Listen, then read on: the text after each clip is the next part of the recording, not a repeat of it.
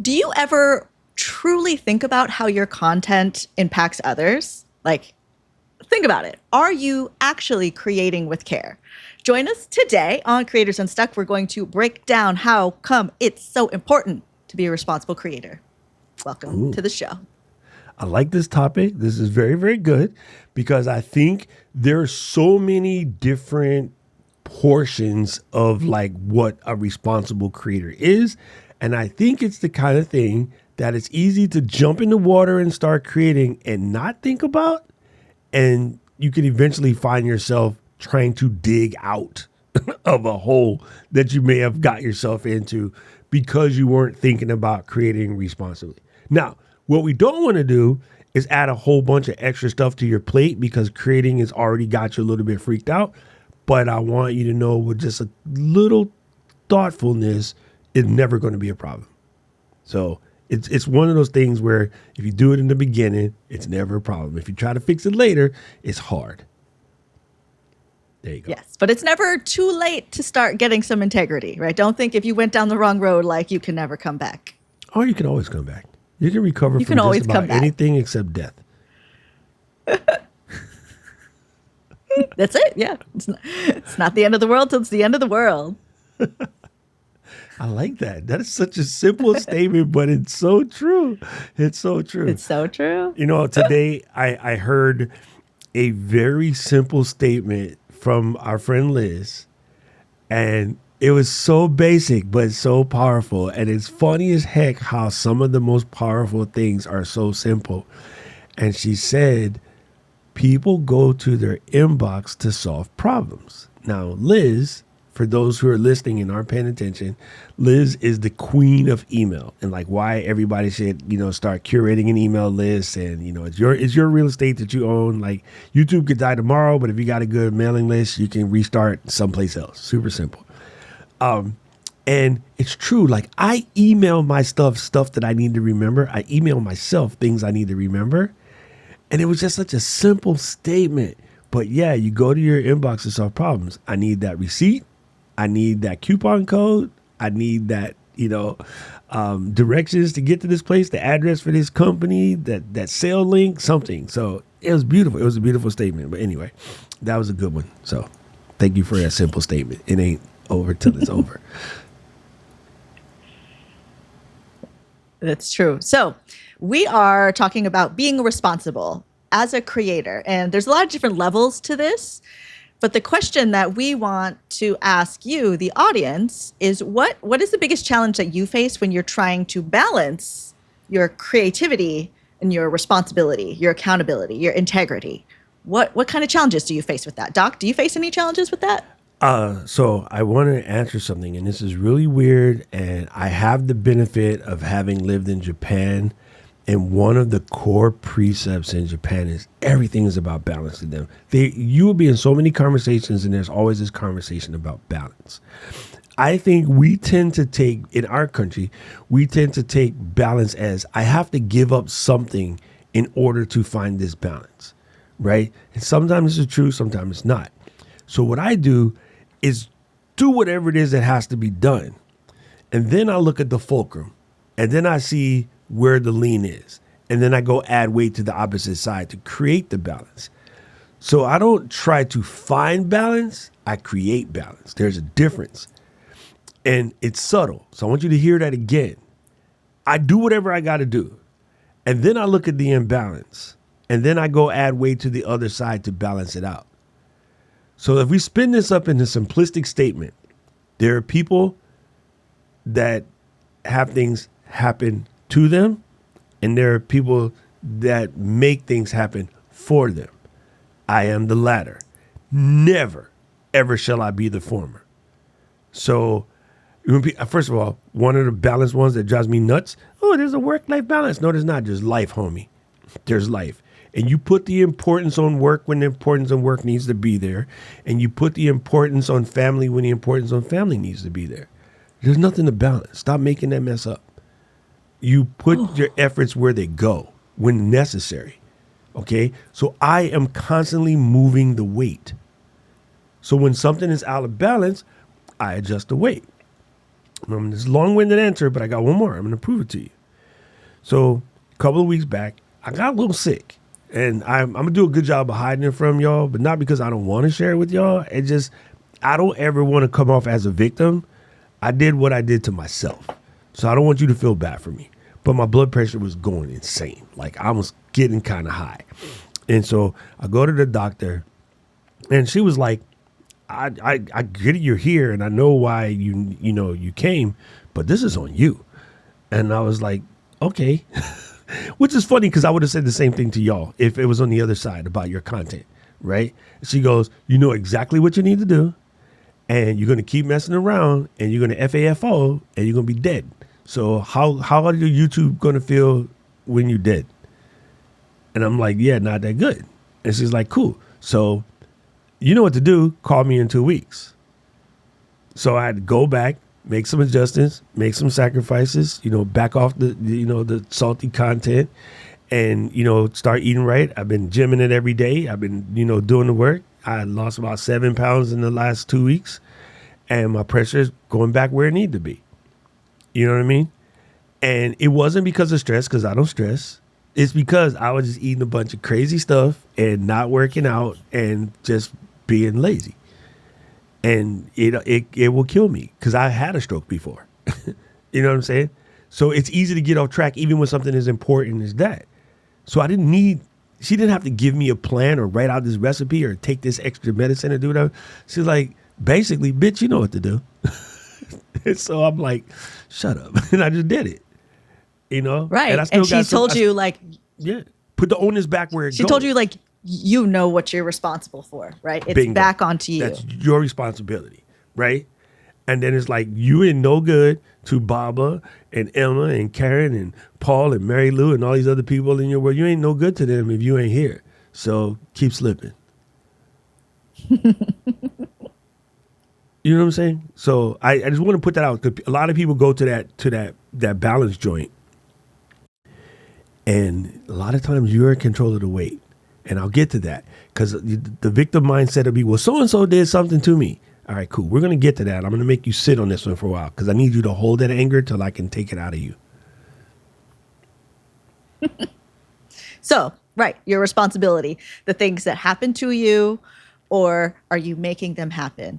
Either way, however you frame it, you are the one that's responsible for this, right? There are situational things, but how you respond is your response is your ability, right? And that's like, I think even breaking down these two words, into response-able, like any ability, you do have to work on it. You have to strengthen it. It is a skill. It is a practice. So the way you respond is something you need to work on. So understanding what you're responsible for and how you respond, how you're able to respond to those things are important. 100%. All right, so I want to put a real simple one on you. The people that watch sports, you know this, but even if you don't watch sports, even if you just watch the TikToks or whatever, you've seen this happen. If you spend any time in a nightclub or a bar, you've seen this happen. Any type of event, somebody will, let's just call it throw the first punch, right? That's the easiest way to explain it. It could be a bunch of different, scenarios to that, the holding, the pinching, the grabbing, the like throwing an elbow in basketball or whatever. Eden definitely throws elbows in the paint. But somebody throws the first punch. That person never gets caught. The person that retaliates always gets caught, gets thrown from the game, gets ejected, lose their contract, whatever. I have seen situations where somebody comes up to a person of color and call them an off-branded comment and they lose their crap and they are the ones that get thrown out. You know what I mean? It's never the person that started. So you said it. How you respond is your ability. Sometimes you have got to just eat that crow because the way you want to respond will put you in a world of hurt. Okay? I have responded positively but jokingly to people in the community about the question that they asked when we have made 600 pieces of content to address that, and all they had to do was simply search for it. And I have responded with, okay, here's the answer. And here's exactly where it came from. And all I did was give them the answer and give them the link where they could have looked it up. It was almost a fireable offense because they came in with all of the heat because they felt like a victim because they got called out for not doing what they know they should have done as an adult in the first place, was look first. But because the way they asked the question with a certain amount of shade defaming my people, my community, my company, I responded with the same energy. Almost got fired for it. All right? You can't answer back certain folks with that, hood energy because they expect to be catered to, even though the answer was right in front of their face. And so, did I win because I gave the cool, hilarious answer that a bunch of people laughed at, which is why I think it got more angry? Was I right? Yes. Did everybody get the joke? Yes. The person that needed to get the joke, did they get the joke? No. Would that have been a stupid way to lose a really cool job? Absolutely. So you know what I do now? Right. And now you know. I ignore that group. That's Paul and Daniel's job. I just stay away from there because people ain't ready for my jokes. People are not ready for me to remind them that they're adults and they need to take care of their own. Right. And like you are responsible enough to know that you're able to respond differently. But in this situation, you just pass it to someone else. Like this isn't your lane or your game or your fight. No, because I can't stop being me. When people talk about the authenticity, I am so authentic, not trying to be. This is just me. If you ask me something that you should do as an adult by yourself, I will call you on your lack of care because you yelled at us and told us how important this is. But it's so important that you don't want to do any of the work. I can't bite my tongue on that. I just can't. So that's why when those people are presented to me, I'll send them to another creator who will hold their hand and be like that, because that's not me. I'm going to rip you to shreds because I see the positive in you. I see what you're supposed to be. And I know that somebody's holding back. So I'm going to rip that up. I'm going to take all of those fear conversations away. I'm going to take all of those victim conversations away. I want you to drive your own boat, and some people get that. And those people, they're in the chat. But the people that want everybody to tell them that roses smell delicious while they're standing in the middle of a shit pile, you don't ask me. You smell like shit. The hell you doing up in here? Good Lord, somebody spray some. I'll be up in here like shh. So I'm not the one because I don't have that. I do not have the ability to lie to your face like that. I'm not that person. You know what I mean? Because I care. And because I care, I'm going to bring the heat. And so I just know, there's my three: the authenticity, the empathy, and the logic. When my logic gets broken, if I have to lie to you and not be authentic and empathic, right? If you try to bust my triangle, I can't do it. So. Yeah, that's truly interesting because it's the things that we care, right? It's like you had said. You care because you care. You care about logic.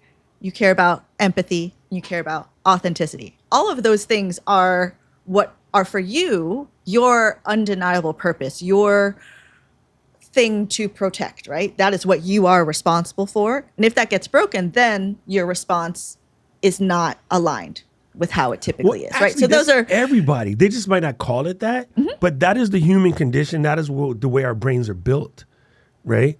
So just because the logic is different from yours doesn't mean it's still not logic, right? Logic is not.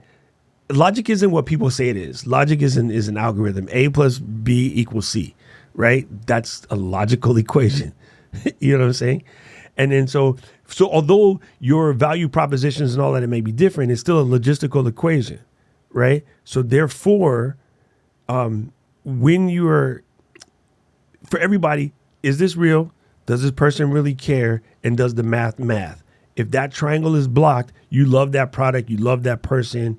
Like I rock with Joe because Joe does these three things. And you don't know it, but when you mark those three things, it's in the triangle. Right? I listen to Tay because Tay does this, and this. It's in the triangle. So everybody does it. Right? Yeah. I know this. I know the not physiological, psychological pattern that, man, it's not Maslow's. It'll come to me. It's a B.F. Skinner thing. Anyway, never mind. We'll ignore that. It's no, B.F. but I Skinner. had never seen it like that or thought about it like that. That's why I really do love this, right? Because these things, but like whatever your personal level of those things are how you respond in the world, right? How those things kind of bounce off of your version of this triangle. But you had said something in our pre-show about undeniable purpose, and like it's really fantastic story about, if you're dating someone and you don't call them, they might be the greatest person in the world, but you don't connect the way, then that's not your purpose. You're not supposed to be going in that direction. Correct. Related to content creators, when they're not creating their content, when you were telling this story, I was like, yeah, because like I will make videos all day, every day. That is never a problem for me. Like I will always be making videos because that is my undeniable purpose. Now, like working on some other things, writing blog posts, right? Just not my purpose. Chat will do that for me. Like, thank you for AI, because I just didn't do anything before. I really just posted a link and I was like, I guess this is what this is about. If you find it, amazing. And it did help with the SEO. So like, I understand the purpose of it, but it's not my undeniable purpose. And it was my response to blog posting, right? The response that I was able to choose was that this is lower on the totem pole of importance. My response to my video making is, and to content in general, is I want to keep leveling up my skill as a video creator, because that's how I exist in the world. That's how I make impact. That's my responsibility. That's what I'm called to. So here's the thing.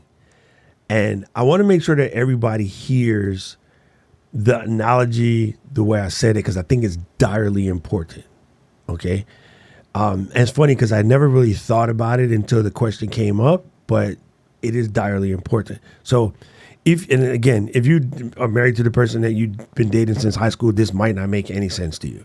But for those of people that had to go through the, what is the dating process? I get it. I get it. All right, so here it is. There's been a person in your life where everybody, mom, dad, friends, family, other people just looking like, yo, that person is the one. You finally got the one. But when you get done work and you go home, you don't think about calling them. You're not missing them the way all your friends miss them. All your friends be like, yo, what happened to Stevie? What do you mean? Oh, y'all ain't hook up. Oh, I you know what? Let me call him. But somebody had to remind you to call him. But that person, that's your real person. Yo, you at work. You can't wait to get off on the little break. You call.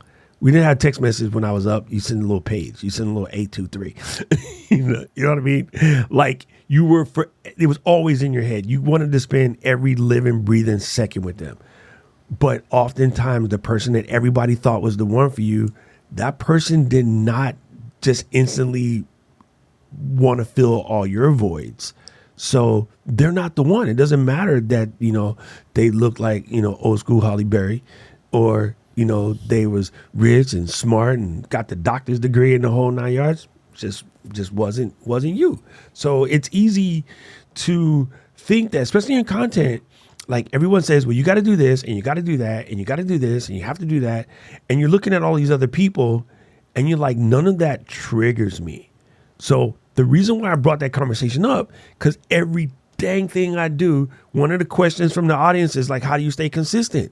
If you have to ask that question, you do not want to create what you think you're creating. I don't need anybody ask me to stay consistent about this. I love this. Like, absolutely love this. When I have to travel, or Mary Lou got to do Mary Lou thing and like, oh, we ain't recording this week. I'm just like, now I'm broken. now my week is jacked up because I can't unstick. Because it is just as much unsticking for me as it is for you.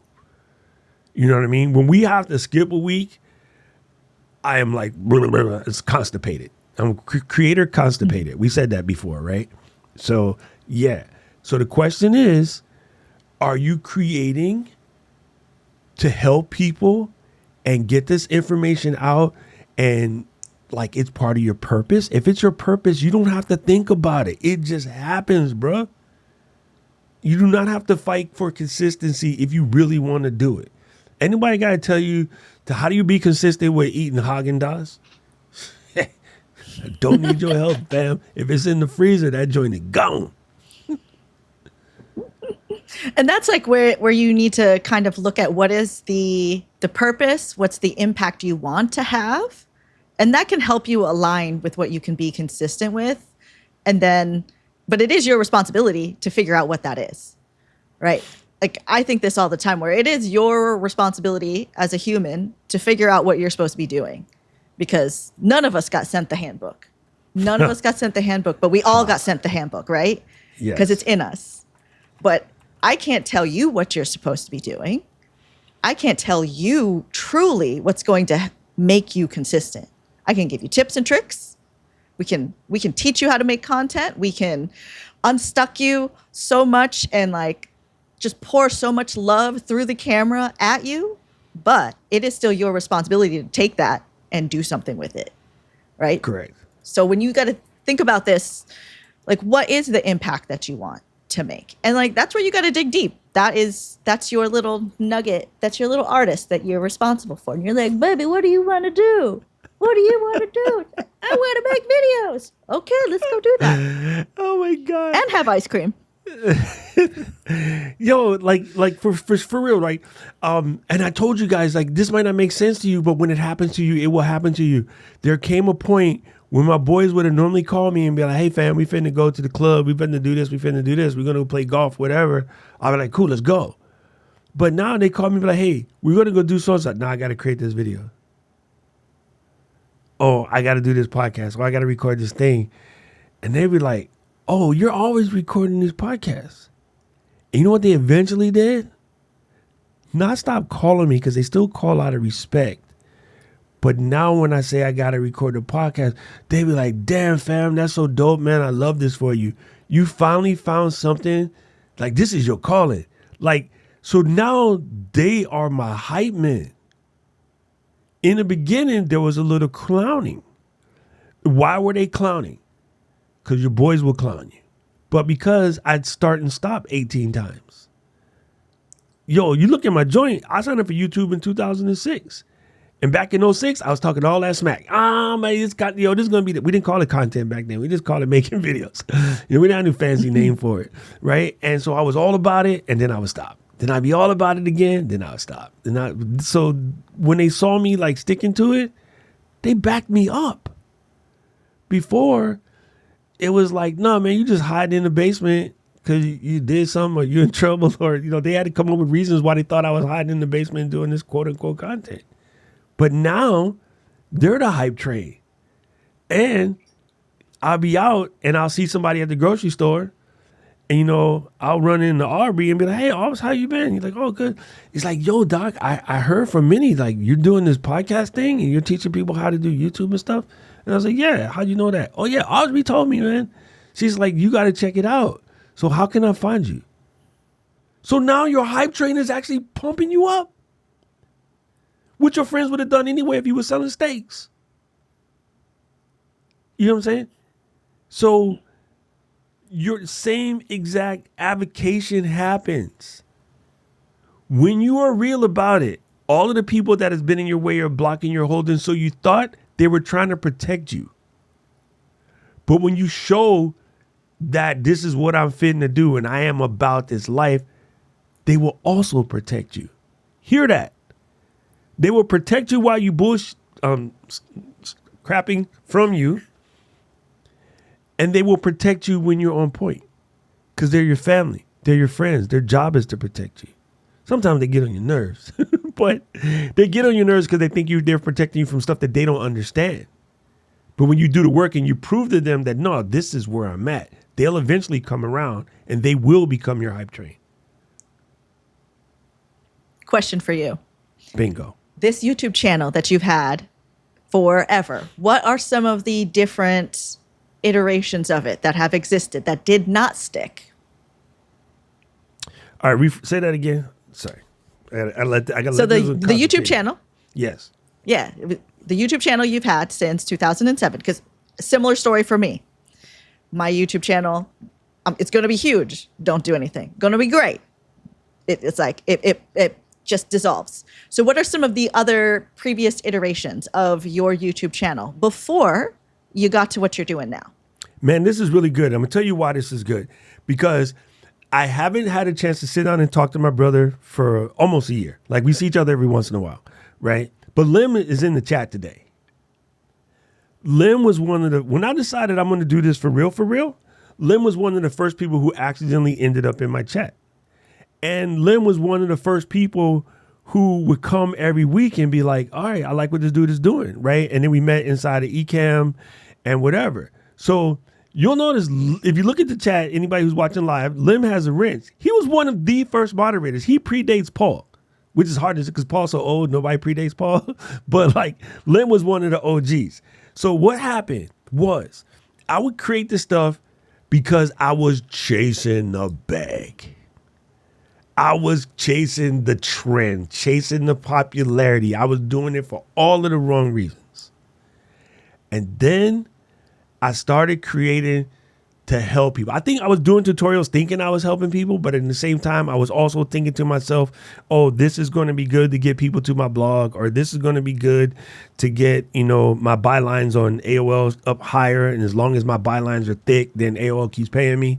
I was literally doing it for the flow. Let's be honest. I'm in the cash flow, right? But when I started doing it to just help people and I found my vibration, and then Lim was one of the first OGs in the chat. And Lim was like, you know why I ride with you? And I was like, why? And he said, because you are a giver. And he goes, if you don't learn nothing else from me, you will learn that givers gain. So Lim, whose name is Lim Drops, I gave him the name because he would always drop these random gems on you. That was like a punch in the face. Nicest guy ever. And he understands my horrible Tagalog. So Lim would just come in and hit you with one of those and disappear. Like Yoda, And so legit, I started calling them Lim Drops because Lim would drop these gems on you. And he says, one of the things I like about you and your content is you're not afraid to just give up all of the fruit, knowing it'll come back later. Well, a lot of people at the time, because this was when the whole course creating thing was super big on YouTube, everybody was about hiding stuff behind their paywall, And yeah, so the consistency came from finally finding people that understood that I meant this. But you know what? I never would have found them if I didn't mean it. People want the cart. You ain't got no horse. Right? So the thing is, if I could bring Oprah to your channel, and I'm like, Shaka, I'm going to bring 1 million people to your next stream.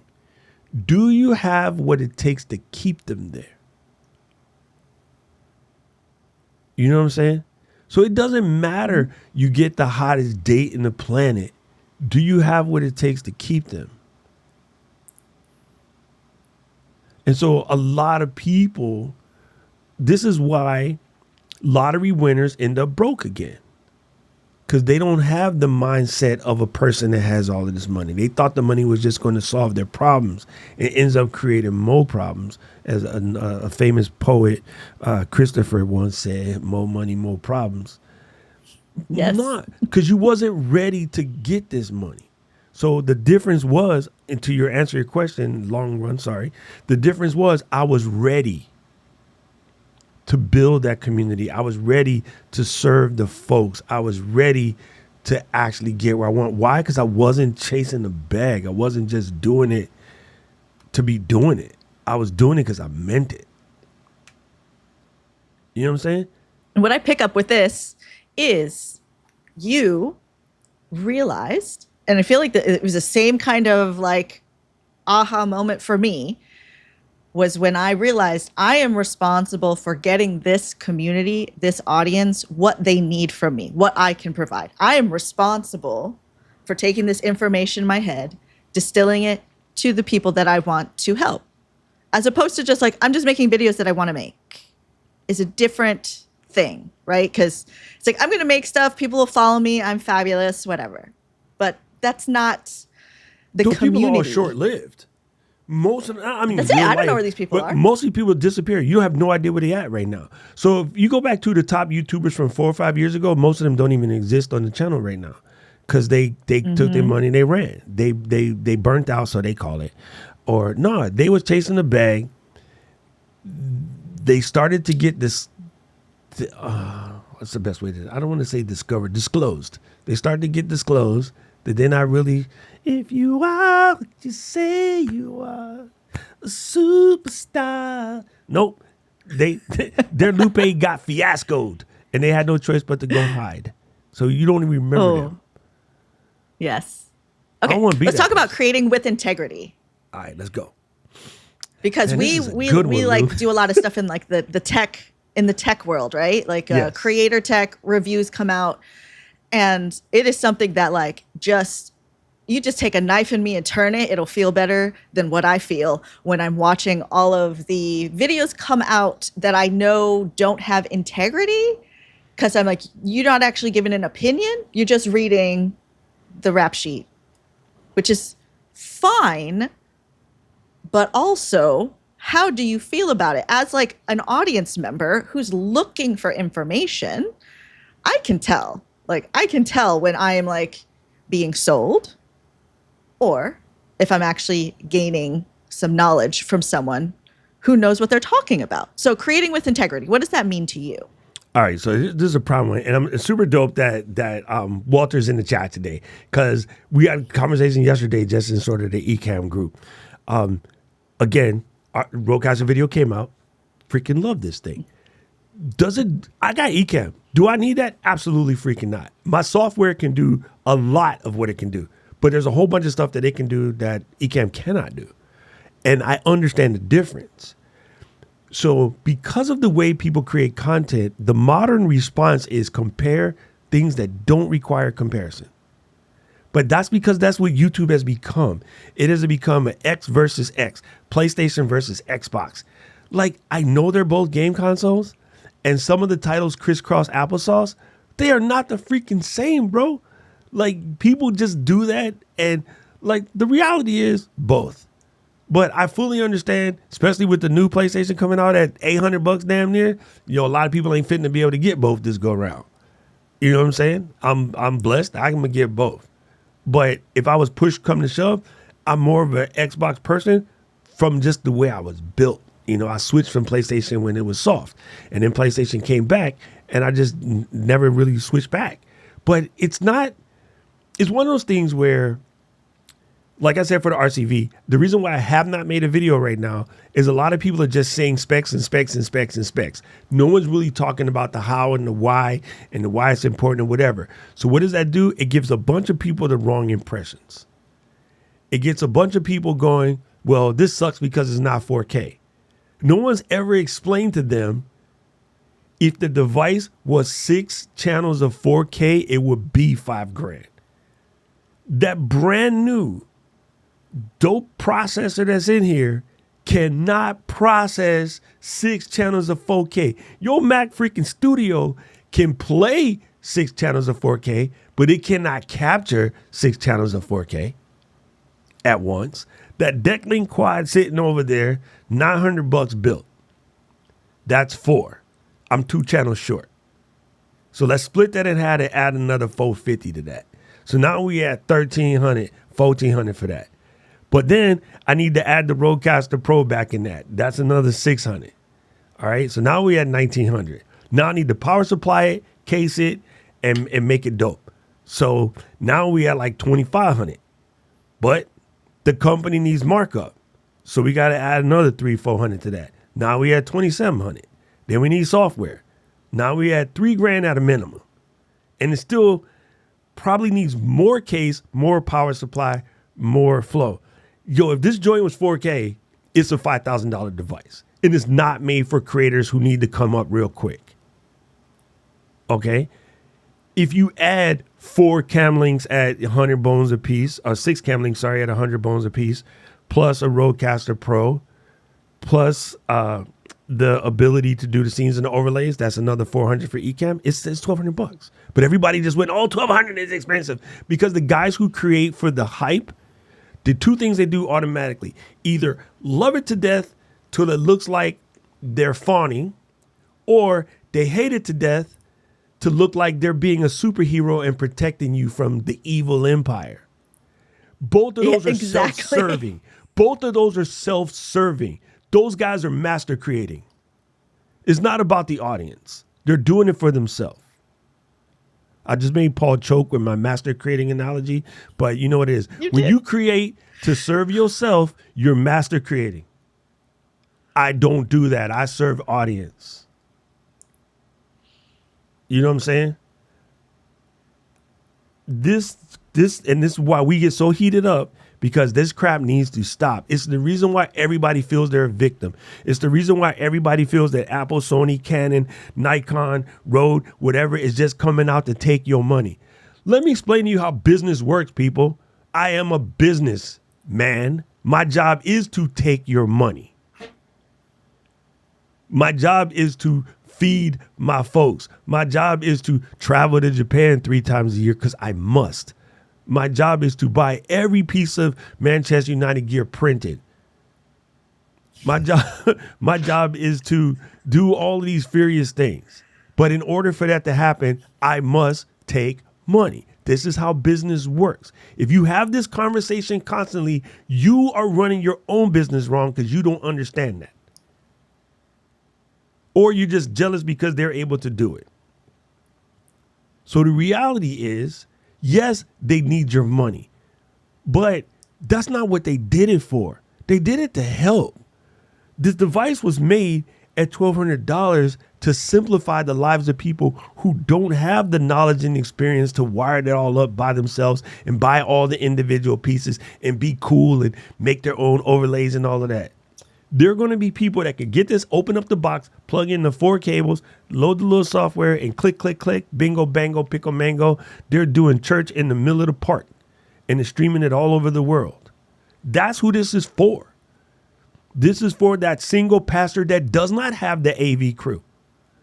This is for that musician who wants to play in the subway and then spread their music, which spreads the joy, which reminds this person of, Etta James, and like, oh my God, my mama used to listen to Etta James. Oh, I could listen to Tora sing all night. Damn, her voice is beautiful. Those people are bringing positivity in the world while you hating on a little black box. Shut up. Take your ass back in the house. So integrity means when you say stuff to piss people off, because the hate content gets clicks, that ain't integral. When you get a product and you don't tell people that you got the product, and these are your feelings, and your feelings might be stupid, but they're your feelings, that's okay. I'm not going to take those from you. You can be victim-minded, but tell people you're being victim-minded. Don't make like you know when you don't. Don't be like Rode messed up because they didn't make the exact product you want. You can be like, this is why this does not fit my value proposition. I'm going to need you to make some decisions for yourself. Here are my pros. It's a nice box. It's cute. It's all in one piece. Here are my cons. I really wish it was 4K. I do understand that at 4K, it'd be a $5,000 device. If I can get that down to $3,000, I would love it. But to tell somebody it don't do 4K at $1,200, bitch, you high. You high, and you know that. But it's easier to make all of the 13-year-olds in your comment who ain't got 1,200, to them 1,200 bucks seems like a mile. We're not going to buy this. You know what I'm saying? You know, to me, 1,200 bucks is 4 consultations. I could do that in a day. So, yeah, it's different. Like, you gotta speak the facts, man. You gotta speak the truth. You gotta speak where you come from. Even if you dislike something, explain why it doesn't match your value proposition. Don't just say the word expensive because it's easy. Explain why it doesn't match. Because you're sitting there in a freaking Supreme t-shirt, a pair of J96s, mint, you know what I mean? Chrome Hearts necklace, talking about this $1,200 expensive. Ninja, please. Just stop. Just stop. And then sometimes I think maybe they're just upset because they weren't part of the promo crew. But you ain't going to be that way if all you do is submit vitriol. Yeah. You know what I'm saying? You don't look at it for real. Like you're really trying to provide some information. So that's where like being ethical as a creator, it makes a difference. So I know that some people ask this, have you ever actually at any part of your journey had to promote something and didn't disclose it? Not intentionally. Not intentionally, Not right? intentionally. I probably forgot. I guarantee I forgot because I'm so hyped up on what I'm into. You're like, oh, this is the bomb. And I maybe forgot. You know what I'm saying? I just got a product. But not on purpose. Not on purpose. That's the I just got a difference. product that doesn't really fit my thing, but I was worth trying it because, you know, I fly a lot. I need to sleep. So I don't know nothing about that. But they were willing to send it with no strings attached. So I just got these eye mask things. And it's supposed to like, you know, like massage your face and let you relax or whatever. God knows you just see me rant. I probably need that. So I will do this. And I would tell people, listen, this is not in my normal content thing, but part of creating content is recovering so that you can come back and create more content. Part of creating content is me keeping my pressure down and not having these rants. Yes, I was like, let's not send Doc back to the hospital. But if this thing can actually, you know, let me relax more or let me sleep better or whatever, then it'll be worth talking about. You know, it doesn't require a separate channel because I'm not afraid to put out. I'm here to help you with content. I understand. But I'm not afraid to put out the human side of this. I ain't perfect by no means. You know what I'm saying? I get cursed out by my doctor just like everybody else. Like, chill out. Your blood pressure's up. You're about to catch the diabetes. You need to relax. You need to tell Ben and Jerry to take a hike and then take your ass to the gym. Yes, sir. Oh, yes, ma'am. Sorry. Her name is Emily Deep and she's evil. But she cursed me out. My doctor would curse me out. So I feel the same, you know, responsibility to y'all. Like, my doctor doesn't sugarcoat it when I'm effing up. So I'm not going to sugarcoat it when y'all are doing it. Because sometimes you need to hear the truth with an F. You need to hear the truth. The truth with an F. The truth with an F. Yeah, so this is something that I had to develop a little bit over time because I think at the beginning, you're just excited. You're like, somebody wants to send me something. And I would make a video with my honest opinion, send it to them for approval. And they're like, oh, you can't say that. Well, I was like, but it's my video. And I don't think that this is a feature that could be improved. Like, it's honest feedback, not like with hatred. And I would change it early on because I was like, well, I don't want to like upset them. I don't know if this is a relationship. Just trying to be like the good student, right? Wanting to get the A on the test. Until I realized I put that stuff out and then like my heart feels heavy because it's like, well, I didn't get to say what I truly wanted to say on my platform, you know? So it is like an ethical practice for me that you cannot purchase my opinion. My positive endorsement is not for sale. Say it again for the people in the back. And you make that clear. You make that clear whenever you're working with people and to yourself as early as you can. As early as you can. Because like I didn't have any guidance. Like, you know, we've been doing this a long time. We're just like kind of figuring it out as we go. Do not sell your positive endorsement. No. Just don't do it. It is not for sale. It's not for sale. So just keep that in mind whenever things, because it'll happen or things will start to come in.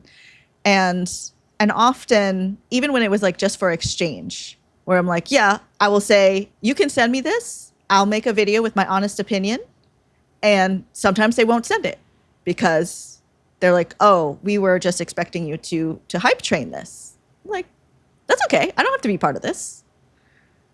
Because if it's questionable already, like that's one thing. Yeah. If it's already questionable in the email. You know, this is really weird. Like, I guess I'm the wrong person to speak to this because I have none. But I always thought it was funny when people are like, oh, these parents come up to me and yell at me because, you know, I didn't put Paul in the game. I'm like, I can't put Paul in the game. He can't shoot.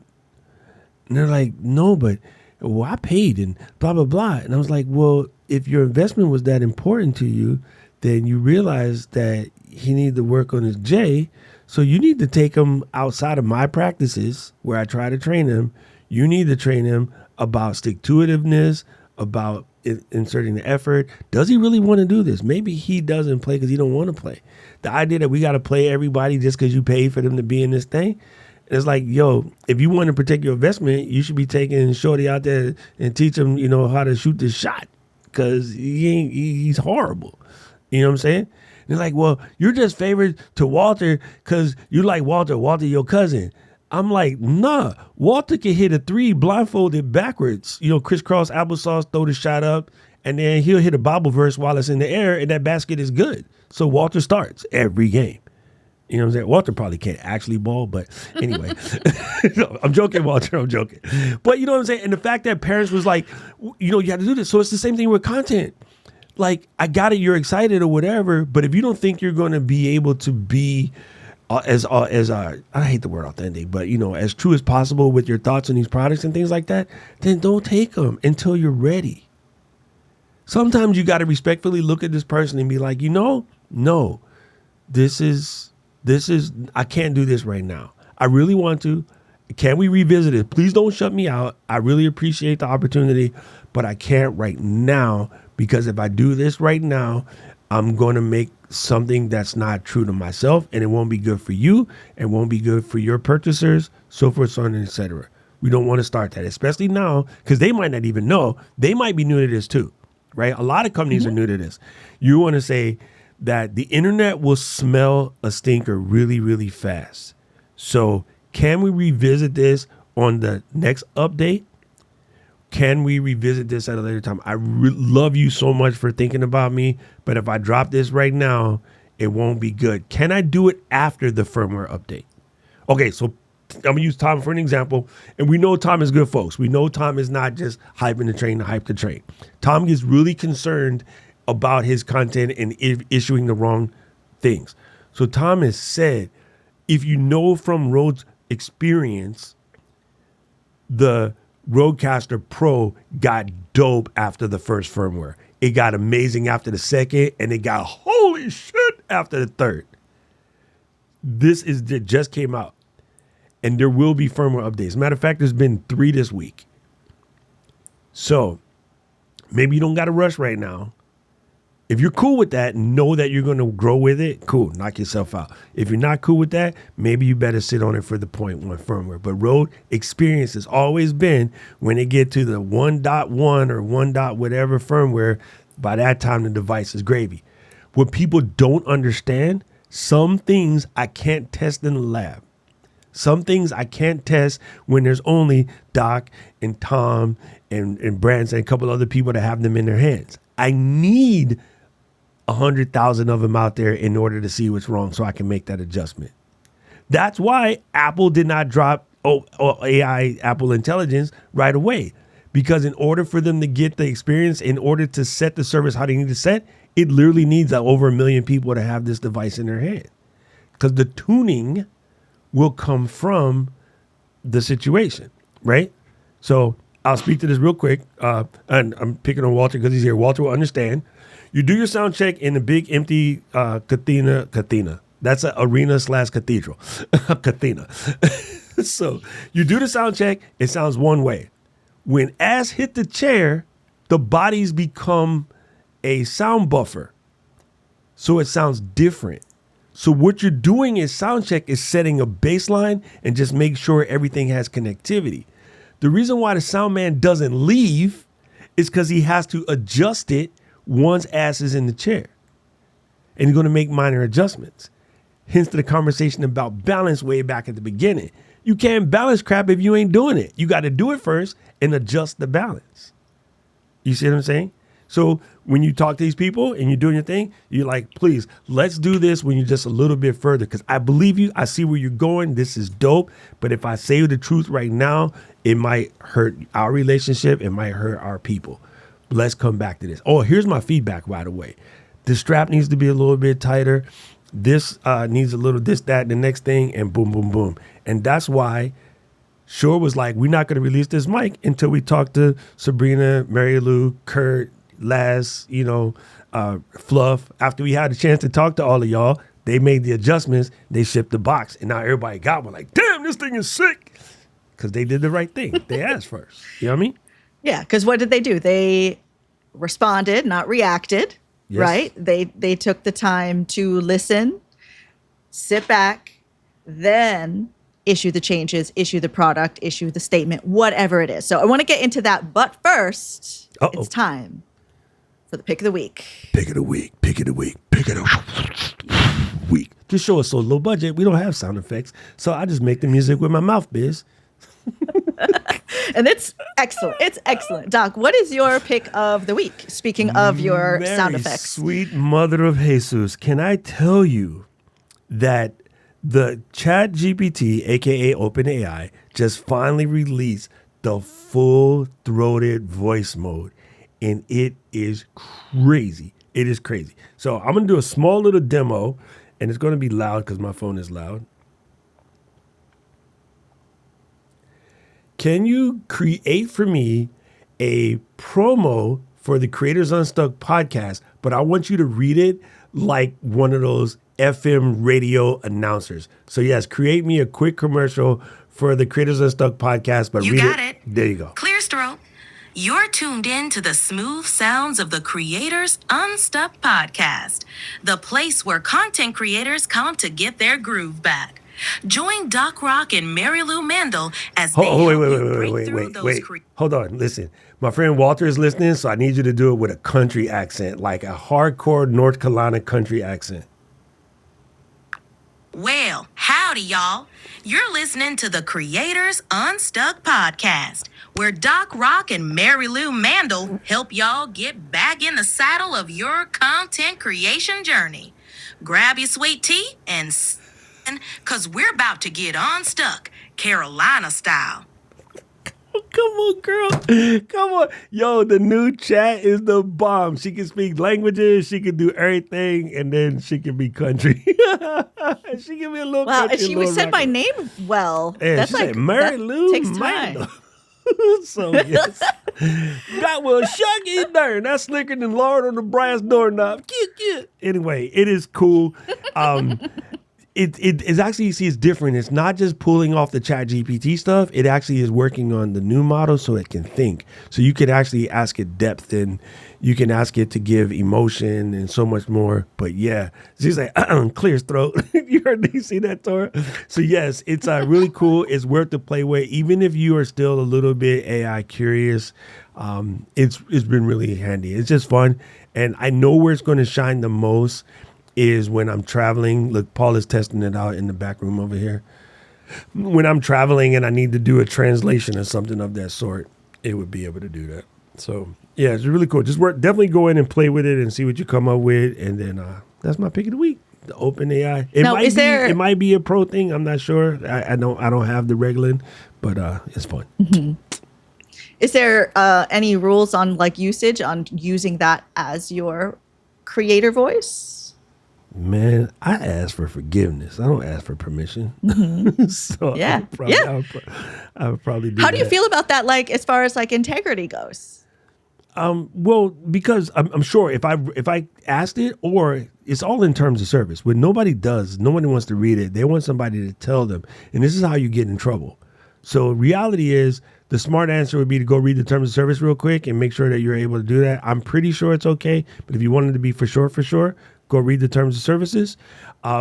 If you don't want to read the terms of services, you can copy that link or pull down the PDF. You could throw it into Notebook LM, and you could ask Notebook LM if it's okay. It'll probably give you a better answer. But these are the things that you're responsible for. And hoping somebody else is going to tell you is okay is how you get in trouble. I've watched so many people go through copyright lawsuits because they thought something was okay because their friends said. And this is why half the people on the internet thinks it's okay to steal shows whole cloth and call it a reaction show. You're getting away with it because the right person hasn't slammed you yet. But when you touch somebody's content and it pisses them off, you will get your whole thing jacked. The reaction channels, super dangerous. You better have a lawyer on staff and understand fair use really well.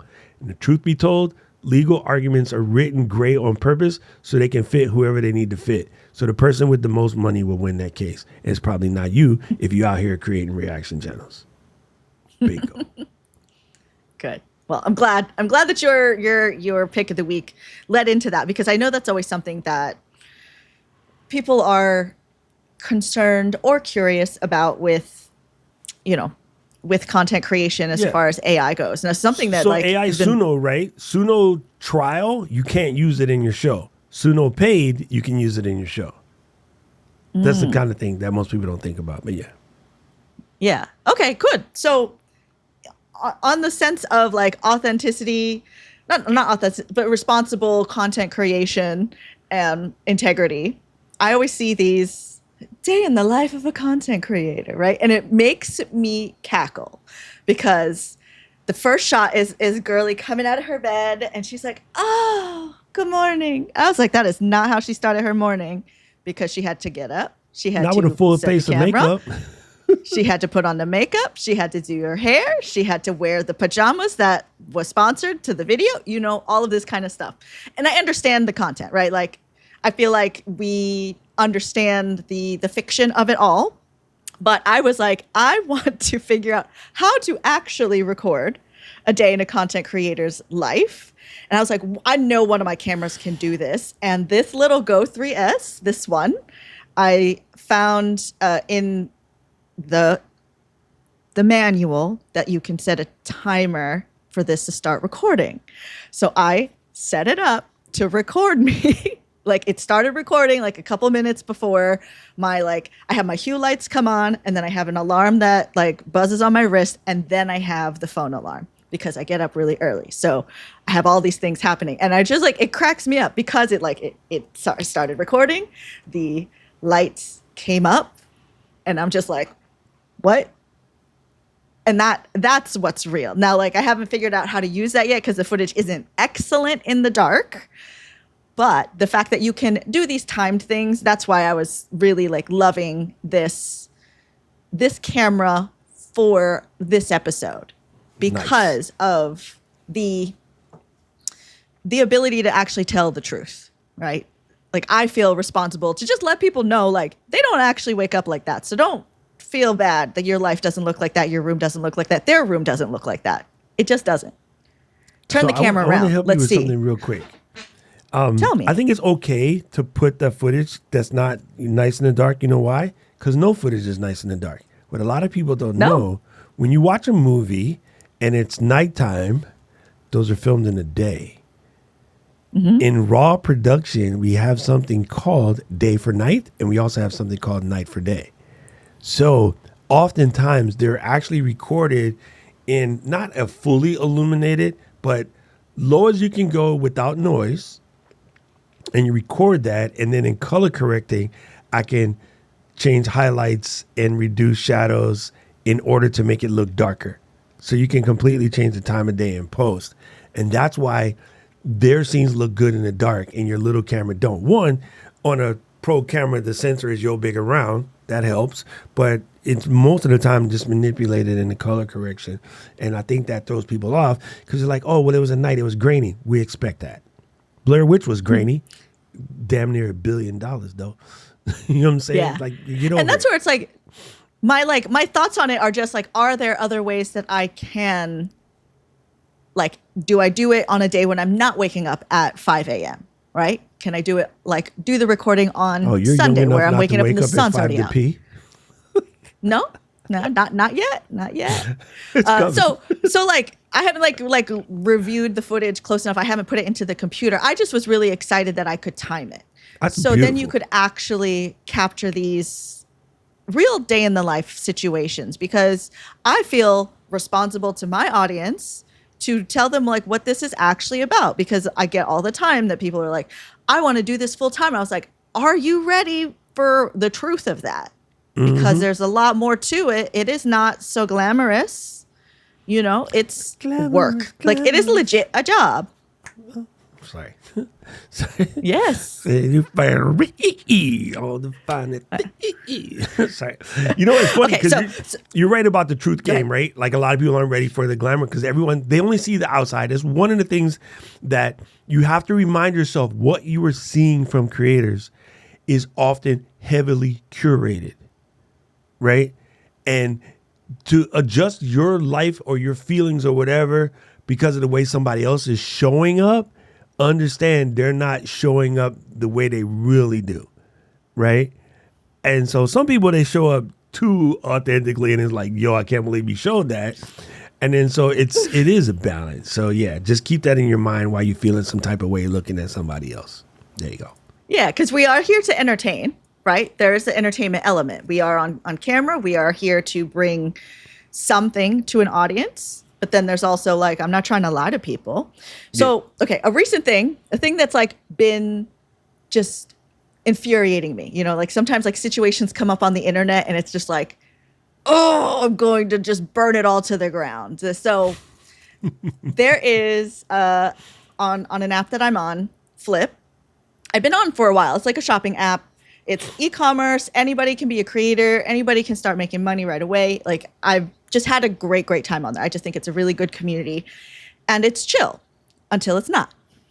Now, the feed in there is getting flooded because the folks who tell people how to make money on the internet have gotten in there. Oh, Jesus. And they are like, my feed is like always like a little overlay of a screenshot of how much they've made. And they're like, I made this amount of money on Flip. Let me tell you how you can do it. And I get so mad because the audience who's watching this, one, could feel some kind of way. Like, why am I not earning that much money? I should be earning that much money. And then two, the advice that these people are giving is irrelevant because the way you earned money last month is not necessarily how things are working right now. And also, the way you are earning money is making videos about talking about how to earn money. And these people who want to learn how to make money through their content, your advice is irrelevant unless you make videos about how you make money.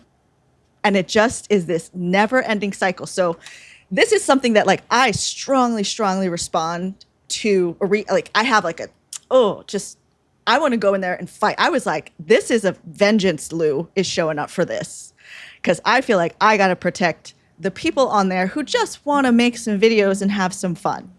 I truly believe the only way to have a sustainable, making money on the internet kind of life is get better at making videos. True. Not necessarily the quality, not necessarily the gear, just getting better at making videos. How do you talk to people? How do you make videos that people want to watch? How do you, all of those things, right? Because the way algorithms work, the way that audiences work, the way that earning things are set up is going to change. It's going to change. So I felt really strongly about this. I was ready to just put a rage video out. I was just ready to like drag some people through the mud, call names, but I stopped myself. I will have a reaction. I will say something, but you know what I did? I recorded myself on this. I did my rant video on my Plod AI just so I could get it out of my head. Not sponsored. Right? Should be. Plod. Damn it. Call us, please. I emailed them.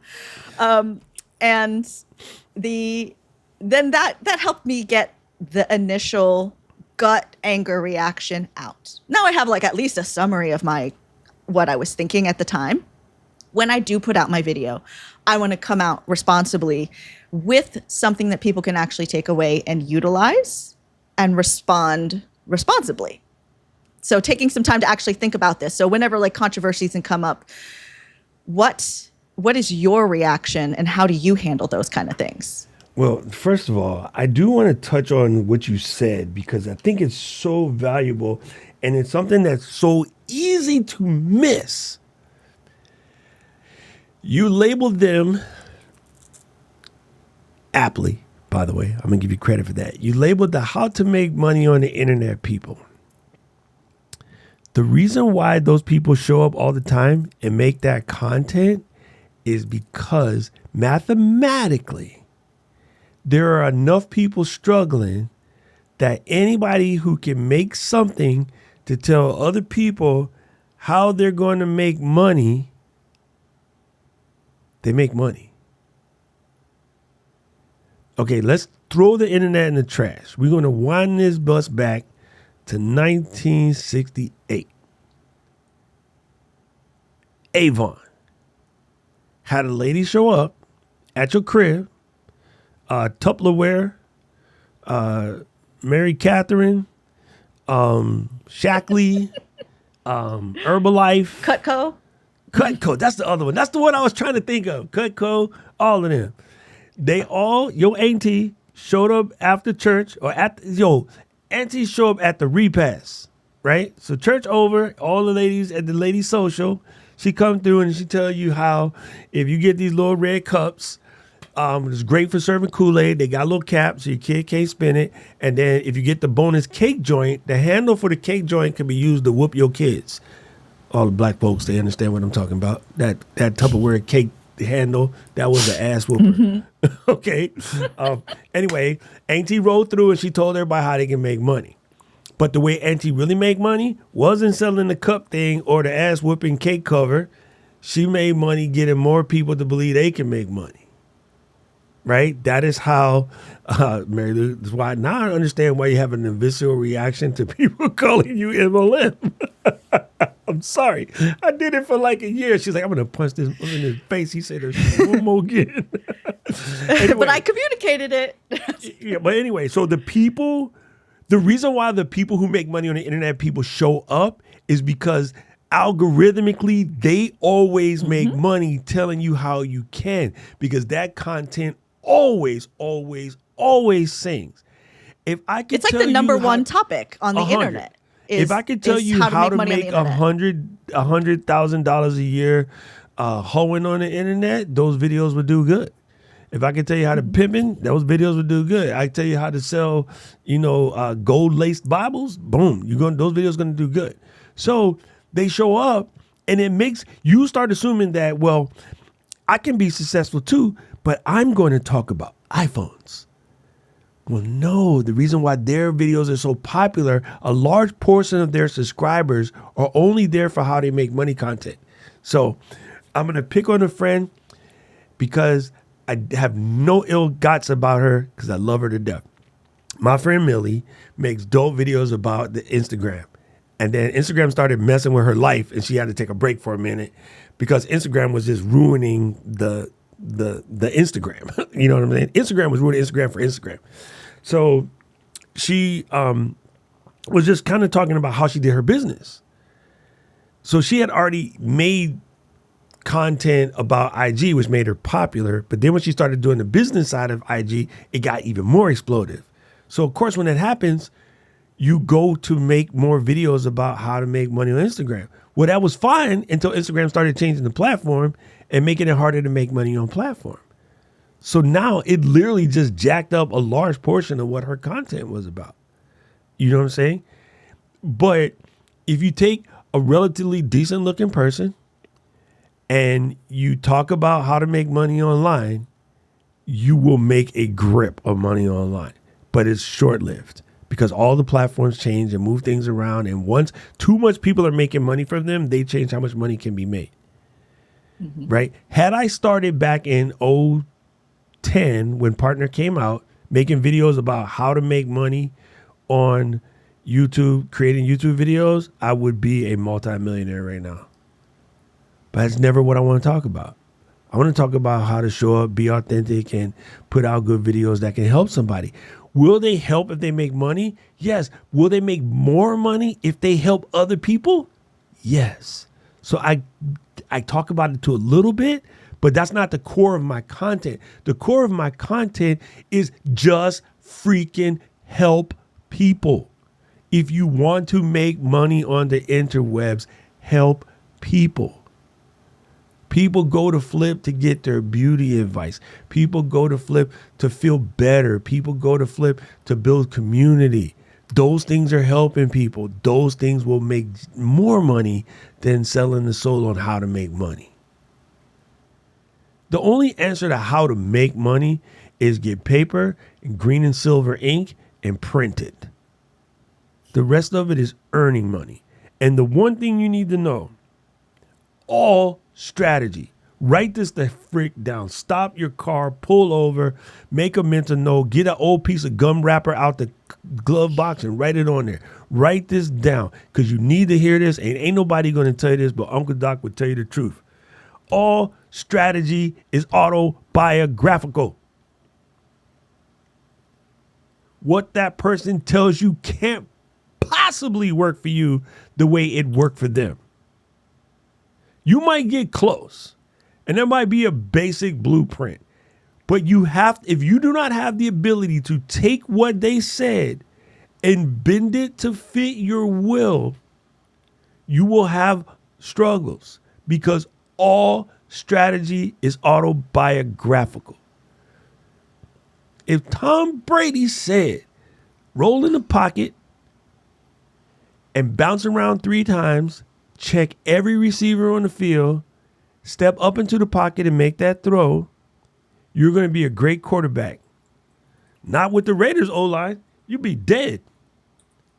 Right now, our quarterback can't even take 2 breaths before he's knocked out. Yolanda's O-line can't do it neither. But their quarterback can run. Mine can't.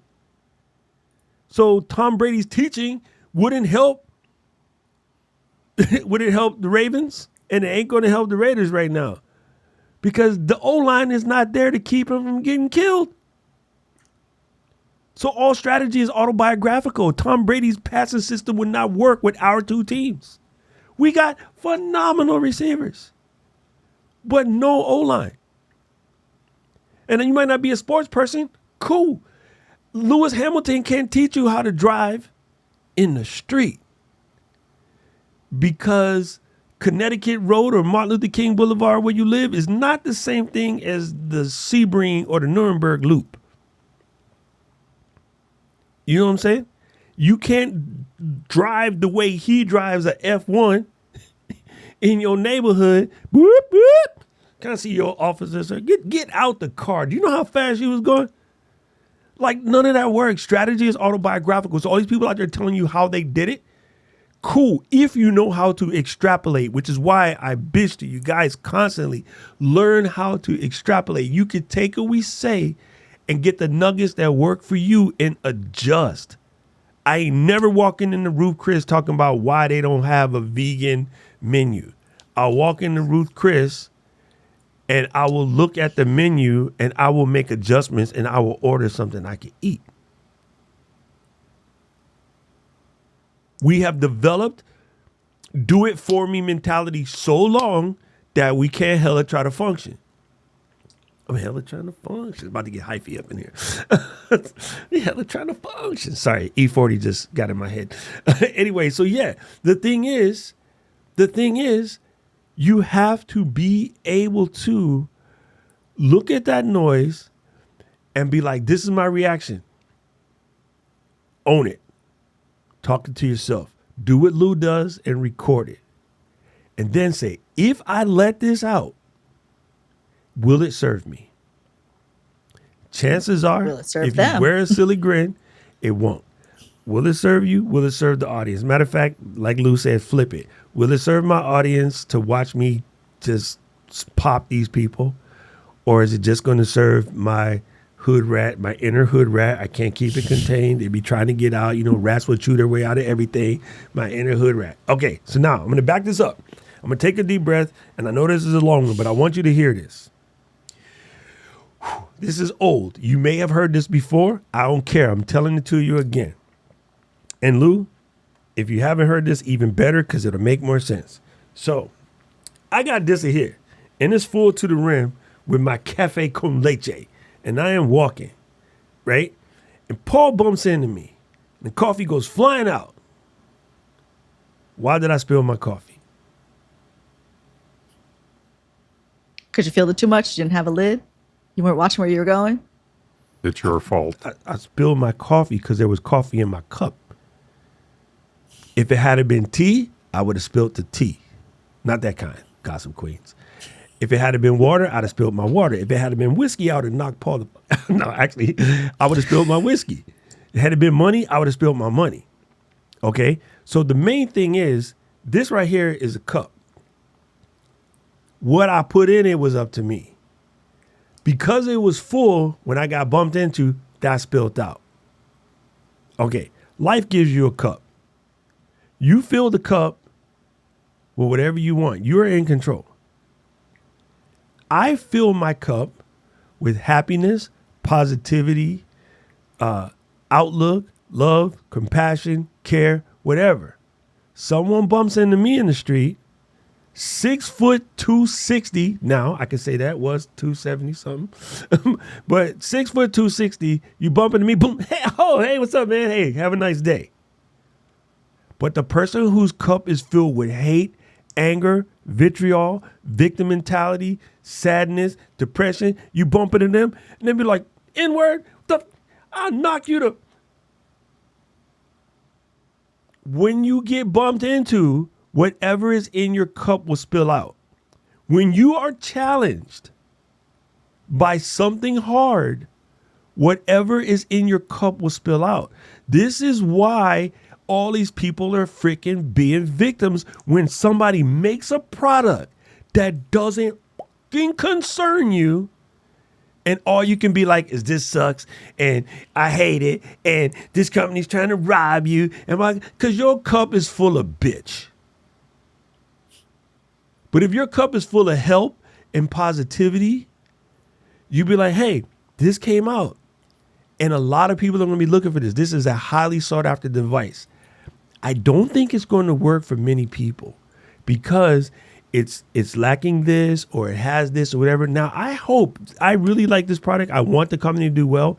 Maybe when the next version comes out, it will have the things that are missing. But hey, you might be somebody that can use this the way it is for you right now. I really want you to put your thought into it. Watch all the reviews, get all the info, but I need you to put hands on it, put some thought into it, and if it works for you, by all means, come in the chat and let us know.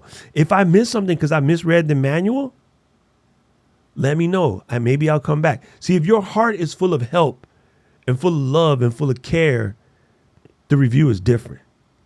Which is why I tell people straight up, I don't do negative reviews. I have a device sitting right here on my desk. They gave it to me. They wanted me to do a review. Couldn't do it because everything I had to say for it would have been a cup full of bitch. So I'm like, hey, how come you didn't make the video? Y'all ain't ready. Keep me in mind, though. Come back, swing and a miss. Do it again. I got you. You missed twice, I probably would delete you from the email list. But whatever is in your cup spills out. So you're okay to have that reaction. As your friend, I'm not going to put your business in the street, but from the week you had before, your cup was full of bitch. That's why you had that reaction. But now you get to hang out with me and Carl. That's why I gave it to you. Now you're here with me and Paul, and now your cup is full of love and two old men, two old men's, as they say. And so if you saw that same video today, you'd be like, these people are silly. Move on, and you would just keep going. So because of the week you had last week, let's just go ahead and empty out that little cup. Please never empty the cup out on Will. I like him. That's my man. You know what I'm saying? Walk the cat and then come back when your cup is full of Mary Lou again. You know what I'm saying? It's like my plot is full of bitch. Is what Hey, that you know what I'm is. saying? Hey, this is it. You just where I empty keep it out it. on the plod. So, man, and I'm glad you brought that up because I've been wanting to find a way. That's an old story. So I know some of my people, they know this story. It's old. But it's something that you got to remind yourself of, fam. Like when you get pushed, that's why. As we, you guys know how I feel, right? I wear my banner proud. But as you listen to the political vitriol right now, regardless of what side you pick, listen to what people say. That's why they say, listen to what people say, and they'll tell you who they really are. Because pushed up against the wall, what do they say? What comes out when they are pushed up against the wall? Right? The diddler is pushed up against the wall. Look what he's saying now. His reaction is to snitch on everybody else. His reaction isn't can't stop, won't stop. All that butch he's been saying. Now he's Sean Johnson and Johnson. He got a whole different song. You know what I'm saying? Like, so don't pick your people how they act when they being nice. Pick your people how they act when they been through some shit. That's why I think all the LGL squad rolls so tight. We all been through something. So we all know what it feels like to be on the back end of something heinous. You know what I mean? That was excellent. Thank you for that. Because it's like, it was. That's why I was like, I can't go straight to the record. I can't go straight to the video because it was so angry. And you're right, because I had a cup full of bitch. Yeah. Sometimes I feel like people still need that thrown in their face. When I have an angry email, I send it to Paul. Not actually send it, Paul, I just got to let this out. He's like, okay. And this comes out. And then Paul was like, yeah, I understand. All right. He just listens to me, or vice versa. Paul's like, listen, I got to run something by you because I'm going to freaking snap. I'm like, okay.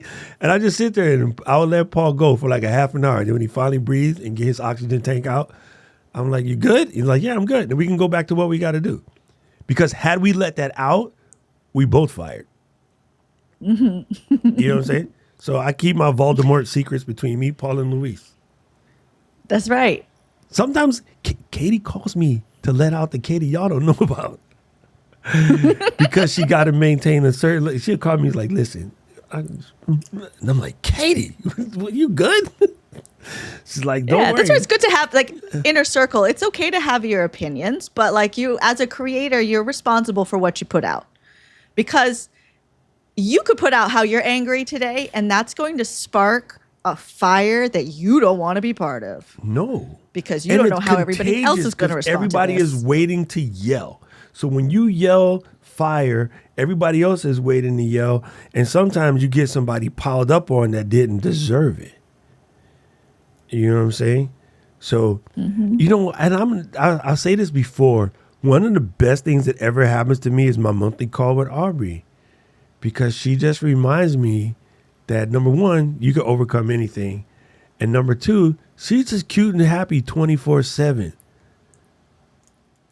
Like, I could do with a 40-ounce, let me fix that. I could do with a nickel bag of Aubrey on a daily basis. Can we all? Like, Aubrey is my people. Like, I love her energy. You know, so yeah, you gotta find that person for you. You're lucky you live with one. Will is just cracking up 24/7. He's a comedian, so it's just part of the deal. Mm-hmm. You know what I mean? So, yeah, I hear him out there. He's filming and he's like doing this. The video is with a character, and so like I hear it happening out there, and like it's wonderful. It's wonderful to be around the people who you like, you know, connect with. So you can like he hears it all. You know, he hears when it's like the kettle is piping hot. And then I'm like, should I say something about this? He's like, sometimes he's like, do it. And I was like, I don't. You know, listen, I usually don't. You usually have the worst curse. You have the worst curse. Here's why. Because inside of being a Filipino, you have an angry Latin girl and an angry Asian girl mixed together. It's like TNT. Just wait, boom. Aubrey says she's Nickelback. Like, we got you. Here, I want you guys to try exercise, okay? Just to see if you're good. I was talking to somebody the other day because they don't think that they need help, right? And I'm like, you don't know. Sometimes you do. Sometimes the only way to know you need help is to go speak to help and then be like, I'm good. I don't really need that. And a lot of times, a lot of places, that first conversation is free. So it really depends. Like if your healthcare doesn't cover whatever, a lot of places will give you a preliminary consultation. But here's how you can tell if you need help. And this is hard, but you can do it. Go outside, someplace quiet. I got a beach. and at camp, there's a little pond down the street. You guys can just go to the park. If you can't do it in your neighborhood, when you come to camp, go do it. Get up early, go outside by yourself when there's no other stimulus around. What pops into your mind? Is it work? Is it them kids? Is it the wifey? Is it something angry? Whatever pops into your mind is unsolved. And if you can't solve it by yourself, you need help. Like if whatever pops into your mind is in any way, shape, or form negative, you might need to holler at somebody, even if it's just your reverend or your friend or your auntie them. But if you go to empty your mind. Remember, whatever you put into a cup becomes a cup. Whatever you put into a bottle becomes a bottle. Whatever you put into a teapot becomes the teapot, right? So whatever pops in your head, that's what's really getting to you. And you might need to holler at somebody, even if it's one of your friends in the chat. You know what I'm saying? Now, if you get there and positivity just reigns, your cup is in good form. That's it. Why are you laughing so hard? I truly feel it. Ooh, that one got me. I was like, I need to call somebody. There you go. I need to talk to somebody. Then he said her building is mostly Filipino and she heard them yelling. That could be when they're happy and sad, so you don't even know. Like, it's all, it might even be not saying anything. That's just their TV on so loud. Sige, which is okay in Tagalog. Okay. When they say stuff to you in Tagalog, just go sige. It's okay. Yeah. Okay. We're going to do a couple rapid fire, but I would like to bring Paul for this, if possible. Oh, we're going to bring Paul for the rapid fire? Let's go. Boom. Hey, where did Paul fix go? your hair? Paul was there. Hold on. Let me fix Paul real quick. Uh-oh. Oh, you know why? I think left and came back. That's why. There you go. Oh, okay. All right. We're going to do just a couple rapid fire questions. Paul, in your opinion, what makes a creator trustworthy, and what is it that you look for? Honesty and being real.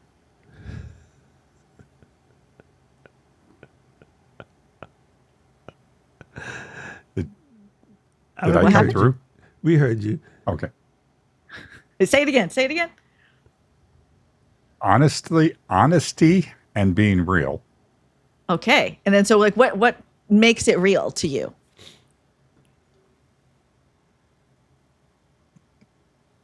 The things that they say over time are not bullshit. You know, they're real, they're honest, they're not playing games with you. They're not telling you what you think you want to hear, they're telling you what you need to hear. Then what is at risk for these people being irresponsible? People no longer watching their channels, leaving them, starting to comment about them in other locations to, their friends and stuff like that. It in many cases, it can have a detrimental effect to your reputation online. Yeah, it truly can, right? And it can just like eat away at your soul. The last question, back. They become the tea. This one for Doc, okay? What is your biggest irresponsible content creator pet peeve?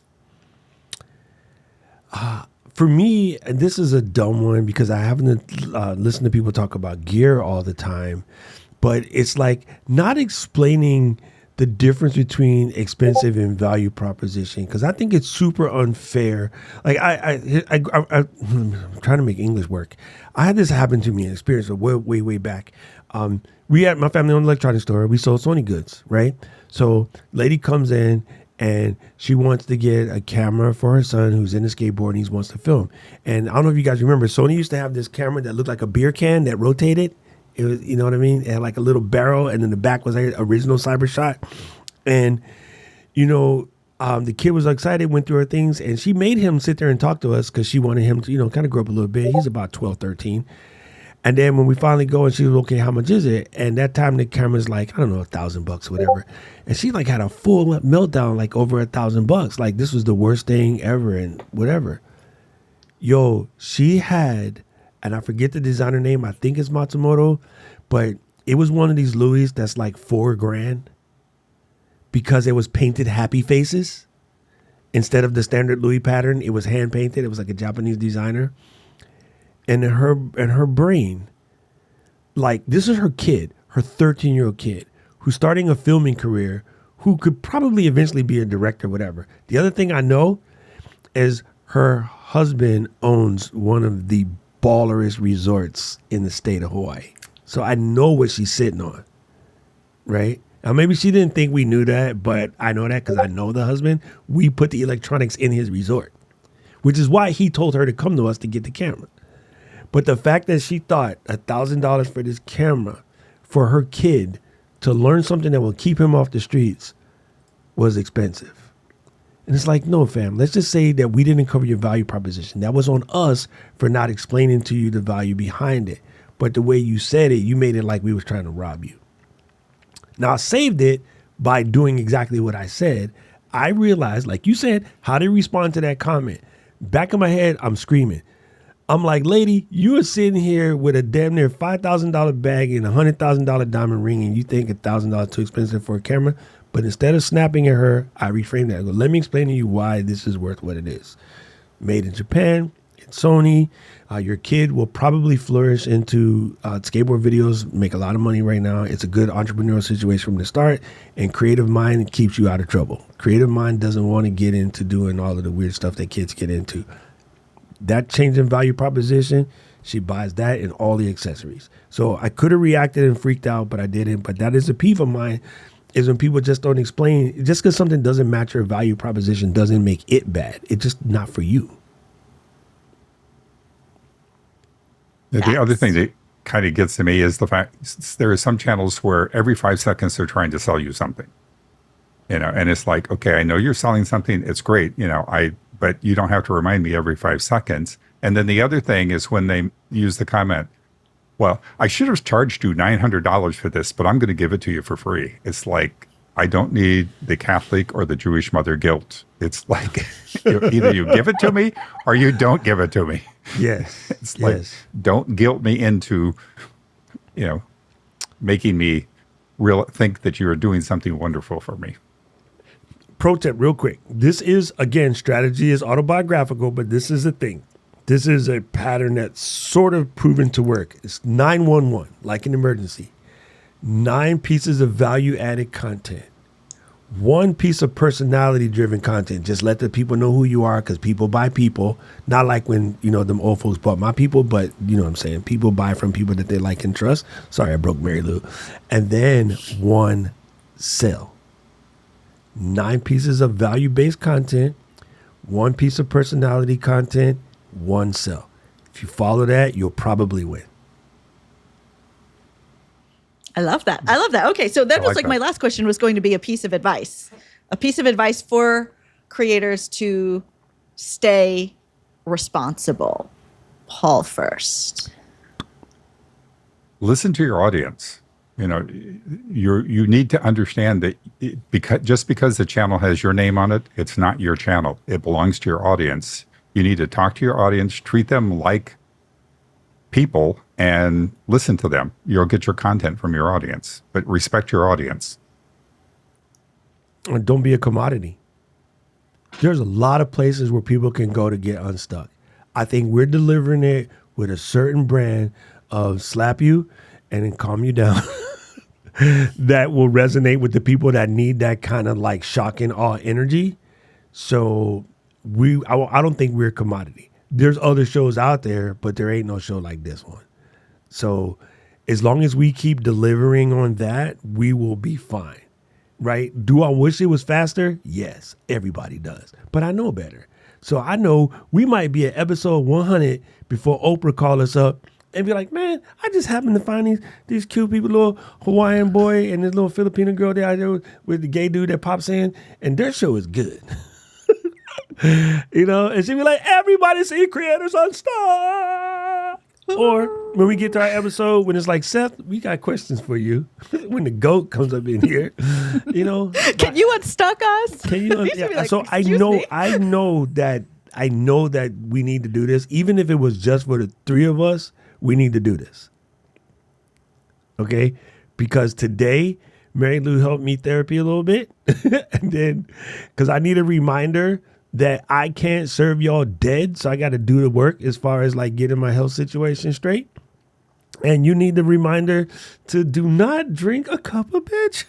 I'm just saying, that shit don't taste good. You know, it's what it is. It don't serve. Oh, that was fantastic. I'm so glad that we have this project. I feel like we're responsible for getting this stuff out because we have various levels of experience. We have a beautiful community of creators that are at all different levels. And I feel like we learn as much from them as they learn from us. 100%, bro. 100%. And that's a whole different experience than just making content chasing the bag. It's a totally different feeling. And so I tell you what, this is why, we're doing our camp thing soon. By the time people hear this, we might already be at camp. But it's something about having the opportunity, not just have a community, but to engage with them often. And that is Tinkerbell juice, man. Like, to me, knowing that it can get to people and kind of help them in any way, shape, or form, it's Tinkerbell juice. So that's why I say, if you got something out of this, drop it in the comments. Man, we got a comment from a dude, and I do not want to mispronounce his name. He's from the Middle Asia somewhere, and he was like, "Oh my God, I love this content. I love this. Is amazing. You guys are awesome." And first of all, thank you for the comment. I wish I wouldn't butcher your name, but at the same token, like knowing that you're helping somebody who was legit 20,000+ miles away from you. Come on, son. You know what I mean? Like, that's gold. So that's what we're here for. So yeah, like, that's what responsibility is about. Being able to do something positive for someone, even if you don't know. That's closer to true altruism, which is kind of a fallacy at the moment. True altruism is kind of a fallacy because, again, even if I'm helping somebody without wanting something in return, getting that positive comment was a return. And so now that gears you to do it more because you want that positive comment. It's not altruistic anymore. Even if it's for nothing but make you feel better. You know what I'm saying? So, yeah, I have feelings about these words that people like to use that can't possibly math. But, yeah, there it is. Thank you so much for hanging out with us, Paul, and being part of the little rapid fire questions. If you guys are watching this, if you have not subscribed yet, please subscribe to Creators Unstuck on YouTube or wherever you're listening to your platforms. Right over here is Doc Rock. You can find me all over the interwebs at DOCROCK, roundabout anywhere. And I will do my damnedest to stick to the 911, but I often put out a lot of crazy stuff just for the heck of it because that's my personality. I'm sorry. Because that's true to you too, right? We have to be responsible to our own so artists. I can't be somebody else. I'm too old to switch. I'm here. Just do it. That's it. That's it. All right. And I'm Mary Lou Mandel. You can find me all over the internet at Mary Lou Mandel. And as Doc likes to say, when we let go of the show and we release it and we sign off. See you. Yo, I saw this one. They asked a little kid, what is it? And she wrote the word down and the family was freaked out. They was like, what does she mean? And she goes, see you next time. And they were like, oh, okay. The family thought she was writing bad words on the paper, but she was writing see you next time. This is the moment we waited for. Everything you want is right here. We gon' give them what they came for. We gon' take it up from last year. Shoot on my shot, boy, I'm long range.